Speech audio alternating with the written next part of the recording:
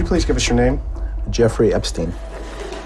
Jeffrey Epstein was a prolific pedophile and sex trafficker with dozens of victims, many of them young and vulnerable women.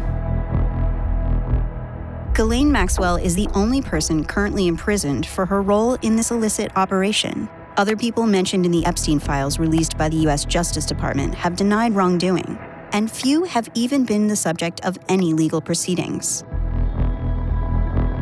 Both before and after Epstein's 2008 conviction for solicitation of prostitution with a minor, the disgraced financier built a network of elite influence across finance, politics, and academia.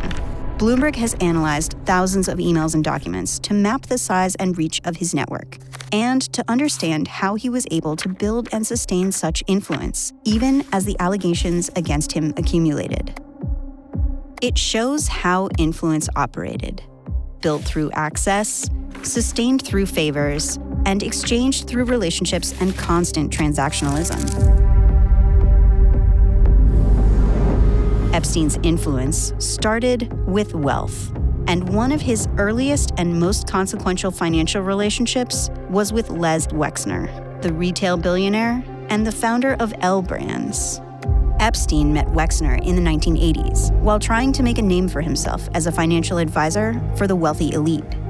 In the 1990s, Epstein was granted full power of attorney over Wexner's personal finances. He would soon also acquire Wexner's New York mansion and, according to Wexner, purchase an L Brands aircraft.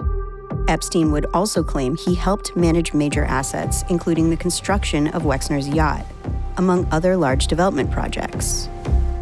Their relationship was a turning point in Epstein's rise, but why Wexner entrusted him with such vast wealth remains an unanswered question. A spokesperson for Wexner declined to comment. Wexner eventually cut ties with Epstein in the late 2000s. As I look back at it, I was conned by the world Olympic all-time con artist. But by then, Epstein had already leveraged that relationship to build credibility in financial circles, positioning himself to move on to other wealthy clients, like Leon Black, co-founder of private equity giant Apollo Global Management. Epstein advised Black on everything from trust and estate planning, tax issues, philanthropy, and even helped manage his multi-billion-dollar art collection. According to an investigation commissioned by Apollo, Black believed that Epstein provided advice that delivered more than $1 billion of value. In exchange, Leon Black steered at least $158 million to Epstein. Payments the U.S. Senate Finance Committee said far exceeded those made to comparable advisors. Black also donated another $10 million to one of Epstein's charities. Epstein was also deeply involved in Black's personal life, helping him conceal an affair and suggesting surveillance when Black's mistress demanded a large payoff. A 2026 Senate Finance Committee investigation uncovered what it alleged was millions of dollars in payments Black made to women and evidence that he often used Epstein as his intermediary. Black stepped down as Apollo's CEO in 2021 and has repeatedly expressed regret about his relationship with Epstein. The Epstein files revealed that former Barclays CEO Jes Staley was another key financial figure in Epstein's rise. The two met in the early 2000s when Staley, while at JP Morgan, was responsible for cultivating high net worth clients, like Epstein, whose accounts generated millions of dollars a year in fees for the bank. Emails and court documents show a close relationship between the two, including shared trips and frequent messaging. The relationship led to a major hedge fund acquisition for JP Morgan when Epstein introduced Staley to his close friend, Glenn Dubin, the co-founder of hedge fund Highbridge Capital. Epstein got a $15 million finder's fee for helping seal the deal. Later, as concerns mounted internally about Epstein's alleged involvement in sex trafficking, emails indicate Staley stepped in to keep him on as a client. the bank over the last several months has been facing a pair of lawsuits alleging that it benefited from Epstein's sex trafficking. JP Morgan blames Staley for maintaining Epstein's relationship with the bank while denying knowledge of his alleged illicit activities. Staley didn't return a request for comment and has denied any knowledge of or involvement in Epstein's alleged crimes. The emails show how Epstein leveraged his connections with young women and access to them as a method of influence. Staley appears in several such correspondences, where he and Epstein use coded language to discuss women, including references to Disney characters. The Epstein files also revealed that New York Giants executive vice president and chairman of the board, Steve Tisch, frequently contacted Epstein to discuss various women, at times discussing their nationalities and physical appearance.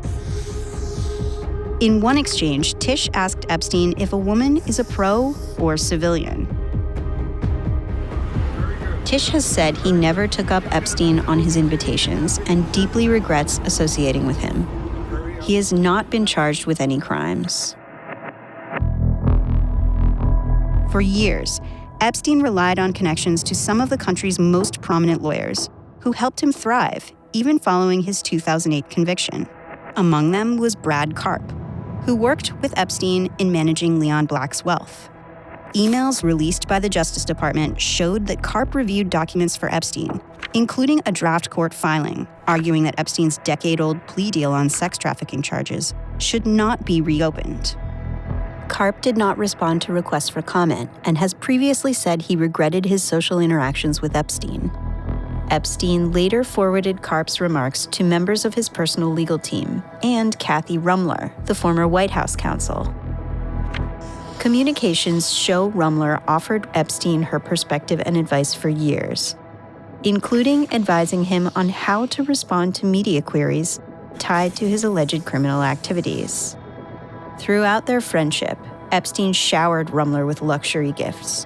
The emails mentioned spa treatments, thousands of dollars in gifts, and designer goods. A spokesperson for Ruemmler, who plans to leave her current role as general counsel at Goldman Sachs in June, said she knew Epstein in a professional context through her work as a defense attorney, has done nothing wrong, and had no knowledge of his alleged criminal activity. Epstein's transactions weren't always grand. Records show him ordering and arranging for things like chicken soup for Ruemmler when she was reportedly sick, a cashmere sweater for Noam Chomsky, an Apple Watch for Steve Bannon, dumbbells for Reid Hoffman, or underwear for Woody Allen. Like the gifts he gave, donations and seemingly philanthropic contributions were just another form of leverage in Epstein's network. Harvard University was among the biggest recipients of Epstein's gifts. He developed close ties to a number of Harvard professors and leaders, most notably Larry Summers, who was president of the university from 2001 to 2006. Summers connected him with former President Bill Clinton. Clinton has denied any knowledge of Epstein's alleged crimes and has described their relationship as a brief acquaintance. A representative for the Clintons did not respond to requests for comment. Larry Summers maintains he engaged in no wrongdoing and has expressed deep regret for his association with Epstein. Justice Department documents and publicly available tax records show Epstein recorded donations of at least $1.6 million to New York schools, and he documented at least another $400,000 in tuition payments. Epstein used his connections to make introductions, and emails appear to show him helping with admissions processes to elite schools for the children of his wealthy contacts, on one occasion emailing Eva Anderson Dubin to help the daughter of Ariane de Rothschild. Some of Epstein's most significant financial and philanthropic ties ran through Anderson Dubin and her husband, Glenn Dubin, with whom he had a long-standing and close relationship. Eva Anderson Dubin is a physician and the founder of the Dubin Breast Center at Mount Sinai. And documents from the Justice Department show Epstein discussing at least $400,000 to Mount Sinai-linked initiatives. That philanthropy seemed to have practical benefits, with Epstein then drawing on physicians in Anderson-Dubin's circle to arrange discreet medical care and procedures for young women he was connected to. One of the surgeons in that orbit was Jes Ting, a prominent New York doctor who developed a personal relationship with Epstein. Emails show Epstein's assistants repeatedly reached out to Ting to coordinate medical consultations and minor procedures, both for Epstein and for women described as his friends. The emails between Ting and Epstein indicate a $50,000 donation towards his research. Ting, who did not return a request for comment, has denied any wrongdoing regarding his association with Epstein. And a spokesperson for the Dubins has said they were horrified by the allegations against Epstein, and had they been aware of his alleged criminal conduct, would have cut off all ties long ago. Epstein also directed at least $50,000 in donations to Columbia University's dental school. His dentist, Dr. Thomas Magnani, was later removed from his role at the college after Columbia said it admitted Epstein's girlfriend to its dental school via an irregular process. Magnani did not respond to requests for comment. Epstein's philanthropy moved him into elite donor circles, eventually intersecting with figures like LinkedIn co-founder Reid Hoffman, who later proved helpful in expanding Epstein's network into big tech, hosting Epstein at a dinner, along with Mark Zuckerberg, Peter Thiel, and Elon Musk. As his network expanded, Epstein then used it as another form of leverage, positioning himself as an indispensable intermediary and fixer for the powerful. Across thousands of messages revealed in the Epstein files, he is seen repeatedly promising introductions and positioning himself as the person who could connect powerful figures to one another. Emails indicate Epstein facilitated introductions between Sultan Ahmed bin Sulayem and former British politician Peter Mandelson. Sulayem later sought UK government support for a major port project designed to expand trade and shipping. Epstein also facilitated a meeting between Apollo co-founder Josh Harris and Bill Gates. The effort suggests a financially strategic one for Epstein, who owned 250,000 shares of Apollo at the time. Epstein's correspondences reveal how he operated at the center of an elite network, frequently acting as a go-between and leveraging those ties to grow his influence.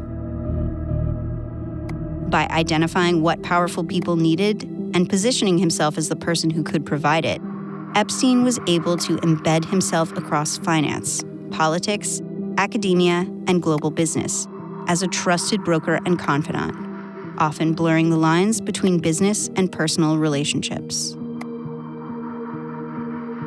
While appearing in Epstein's network does not in itself imply any wrongdoing, the disclosures have prompted resignations, investigations, and renewed scrutiny, as well as public backlash toward powerful figures perceived to have enabled him.